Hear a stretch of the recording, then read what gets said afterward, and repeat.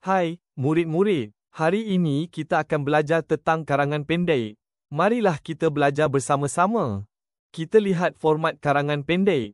Karangan terdapat pada kertas 2, bahagian A dan wajib dijawab. 10 markah diperuntukkan untuk menjawab soalan karangan pendek ini. Cadangan masa untuk menjawab soalan ini ialah 15 minit sahaja. Jumlah patah perkataan yang diperlukan untuk karangan pendek ialah antara 50 hingga 80 patah perkataan sahaja. Murid-murid, ini ialah contoh karangan pendek. Karangan pendek ini berbentuk urutan. Terdapat beberapa panduan yang perlu diikuti oleh murid untuk menulis karangan pendek ini. Yang pertama, ikut urutan isi yang diberikan. Maksudnya ikut sahaja urutan isi yang telah diberikan supaya memudahkan murid menulis karangan. Yang kedua, gunakan semua isi yang telah diberikan. Yang ketiga, pastikan ringkas dan pendek. Yang keempat, pastikan panjang karangan adalah antara 50 hingga 80 patah perkataan sahaja. Kita lihat isi-isi yang telah diberikan. Berdasarkan isi-isi ini, dapatlah kita ketahui bahawa tajuk karangan pendek ini ialah budak yang jujur. Sekarang, kita labelkan isi-isi yang diberikan. Dalam perjalanan pulang ke rumah boleh dijadikan pendahuluan. Ternampak dompet merupakan isi pertama. Membuka dompet merupakan isi kedua. Kad pengenalan, kad bank, wang tunai merupakan isi ketiga. Mendapati kepunyaan jirannya merupakan isi keempat. Jiran memberikan ganjaran sebagai tanda berterima kasih boleh dijadikan isi kelima. Menolak dengan baik boleh dijadikan penutup bagi karangan ini. Kita mulakan dengan menulis pendahuluan. Apakah pendahuluan yang boleh kita tulis? Untuk memudahkan murid menulis pendahuluan, murid boleh ajukan beberapa soalan seperti, siapakah wataknya? Apakah yang dilakukan oleh watak tersebut? Untuk menjawab persoalan ini, kita perlu memasukkan subjeknya. Contohnya, wataknya ialah Farid.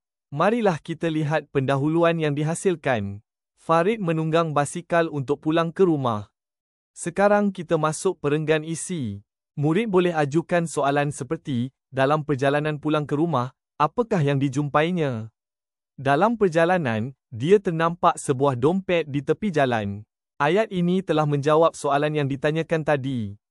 Kita teruskan isi yang kedua, membuka dompet. Kita boleh ajukan soalan seperti apakah yang dilakukan oleh Farid selepas ternampak dompet itu? Kita perhatikan ayat yang dibina.